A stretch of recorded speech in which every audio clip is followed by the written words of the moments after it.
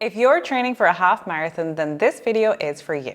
We're going to cover what you should eat the weeks and days before, morning of, and during your half marathon. Because how you fuel has a direct impact on your perceived effort. And a half marathon is hard enough without making it feel any more difficult. If you're new here, I'm Maria and I'm a registered dietitian. Welcome to the channel. Now, your nutrition strategy for a half marathon is just as important as your training plan. There is no point in clocking up all these miles in the weeks beforehand if you're going to neglect nutrition. It's key to performing at your best and enjoying the whole experience. Now, to start with, I want to quickly run through how your body uses fuel for energy because it will help make the rest of the video make more sense. So when it comes to a half marathon, we have two major sources of energy. We have fats and we have carbohydrates. And regardless of what speed you run your half marathon at, you're going to use a combination of these two. But you will use way more carbohydrates than fat. And this is because carbohydrates are your body's preferred energy source when it comes to exercising at moderate to high intensity. And a half marathon is high enough intensity. So the focus should be on carbohydrates as a fuel source. Now, we also need to know how our body stores this fuel.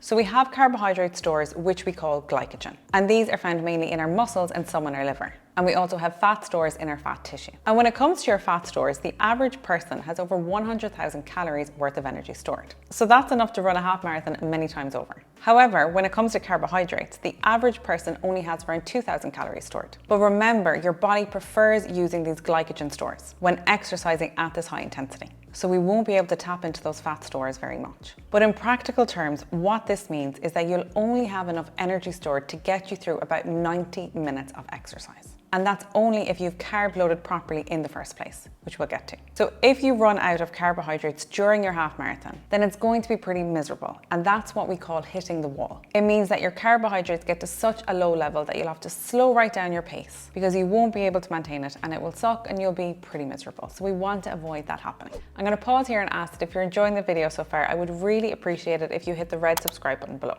It really helps support my channel so I can continue making more videos. And if you're looking for healthy recipes and more nutrition information, make sure to follow me on Instagram.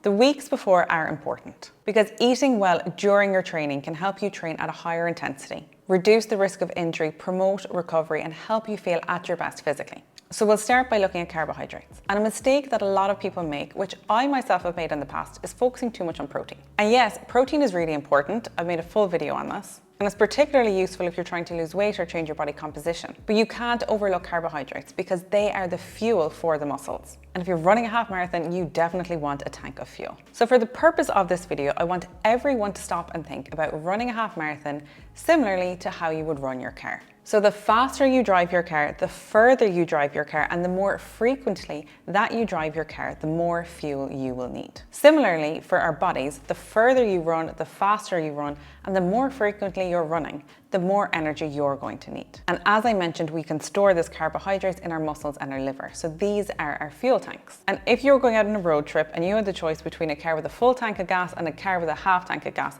which one are you going to choose? You're going to want the full one. And we want these full tanks as well before we go on a half marathon. Think of the quality of your food too. If you put diesel into a petrol car, it's not going to go very far or run at all. And similarly, if you don't put good quality food into your body, it won't run as efficiently either. So how do we ensure that we are running on these fully topped up tanks of gas? Well, the first thing that we can do is make sure that we're eating enough carbohydrates every single day. And our requirements for these, as per the Olympic International Committee, are higher than what I think most people are getting. So for most people training for a half marathon, or even regular gym goers, regular CrossFitters, you're going to be falling into the moderate category, if not higher, which means you should be having at least 5 grams of carbohydrates per kg of body weight per day. I love to highlight this because I don't think many people are meeting this. And it can be a useful activity for many to track your food for a day or two and see if you're meeting this. So in practical terms, what this would mean is for a 60 kg person aiming to get at least 5 grams of carbohydrate per kg, they would need 300 grams of carbohydrates every single day. And I've made a daily meal plan here with 300 grams of carbohydrates, just to give you a rough idea. I'll leave a link to all tables and meal plans in the description below if you want to look at them in more detail for yourself. Now, what you can also do to make sure you're running on these topped up tanks of gas is to utilize the post-workout window. So research has shown that during the first 2 hours after exercise, glycogen replenishment is most rapid,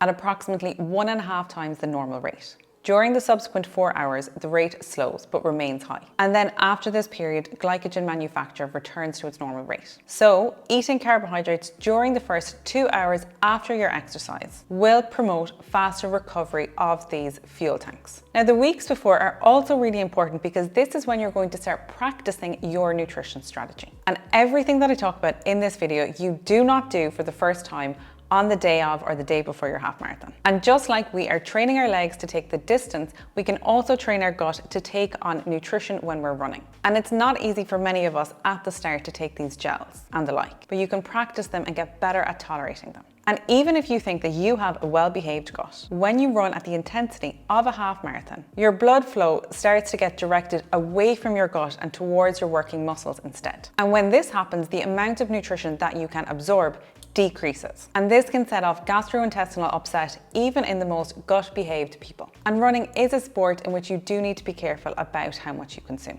And you also need to practice this at your intended half marathon pace. And this is a really important point that most runners forget. Don't just practice taking your gels or the like before your short and easy runs. It won't be the same come race day. Well, contrary to popular belief, you do not need to carb load the week before the half marathon. The first change that should happen is about 2 to 3 days out before the event. You should start switching to a lower fibre diet. This can be helpful because fibre takes longer and is harder to digest. So if you consume a high fibre diet right up to the point of the event, there's a higher likelihood that there will still be a lot of it in your gut come race day. And this can lead to a higher risk of gastrointestinal problems during the run. So in the 2 to 3 days beforehand, it might be worthwhile reducing your intake of vegetables, beans, nuts, seeds, fruit with the skin on, and whole grain breads and pastas, and switching to the white varieties. Now, the next topic to cover is carb loading, which is often really misunderstood. And it can be hard to do it properly, but it does have the potential to significantly improve your performance and how well you feel during a half marathon. However, the first place to start is it really needed? So remember at the start, I said you have enough carbohydrates stored to get you through around 90 minutes of exercise. And that should give you an idea. If you're expecting your half marathon to take longer than this, then it's definitely something worth considering. But if you're really fast and you're going to be under the 90 minutes, the potential benefit is a little less. My typical advice is to do it anyway, because the potential benefits far outweigh the potential negatives. And we know that carb loading can postpone fatigue by 20% and increase performance by 2 to 3% in endurance events. So if you're expecting to do your half marathon in 2 hours, this could potentially shave 3 minutes and 40 seconds off your time if you follow a proper carb loading protocol. And that's a big difference in my opinion. Now, how to carb load? So the aim of carb loading is to get those glycogen stores to the very top. It's way more than just having pizza or pasta the night before. So let's go through some of the main points for carb loading. So first, you should start carb loading in the 36 to 48 hours before your half marathon to give your stores time to build up. You don't need to go low carb first. Research has shown that it's just not necessary and it will just make you feel miserable. The goal is to eat 10 grams of carbohydrates per kg of body weight per day, which is a lot of carbohydrates, so they really do need to be your main focus. And you want to be taking a low fiber, low fat and moderate protein approach. In a normal healthy diet, these things are great, but not so much in the carb loading period. You want to try and eat more in the morning and less in the evening, so having your biggest meal around lunchtime. That way you'll feel less full before you go to bed and you'll sleep better before the race. And you'll also likely feel less bloated that morning. Finally, no intense training during the carb loading period. Intense exercise damages your muscle tissues, which is good if you're trying to build muscle. But damaged muscle tissue doesn't store carbohydrates as effectively. And your hard training should all be done at this point and is not going to contribute to better fitness at this stage. Now, in practice, for many, it can be difficult to achieve that 10 grams of carbohydrate target in the carb loading period. So if you're really struggling to do this, I would recommend not going to any extremes. Instead, the week of, prioritizing having a good source of carbohydrates at all of your main meals and snacks. You can use lower volume carbs like honey, dried fruit, and smoothies. These will still add extra carbohydrates, but help if you're struggling with food volume. And if you do any training or runs the week before, really prioritizing consuming carbohydrates in that 2-hour window after exercise. Because remember, I said the muscles can suck up the carbohydrate quicker in that first 2-hour period. And of course, consider tapering down your runs in the lead up to the half marathon too. Now, you also want to start thinking about your hydration in the days before the half marathon. Chugging a load of water the morning of is not efficient, and it'll just be slugging around your stomach, making you feel awful. Instead, you want to regularly hydrate the days before. Plus, if you're carb loading properly, you will find that you're thirstier than usual. Now, how much fluid we each need is very variable, and the classic 2 litres or 8 cups of fluid a day is quite generic. A better way to calculate your fluid needs is 35 mils per kg of body weight per day. But in practice, the best way to really know if you're hydrated is by looking at your urine, and you're aiming for that pale yellow colour.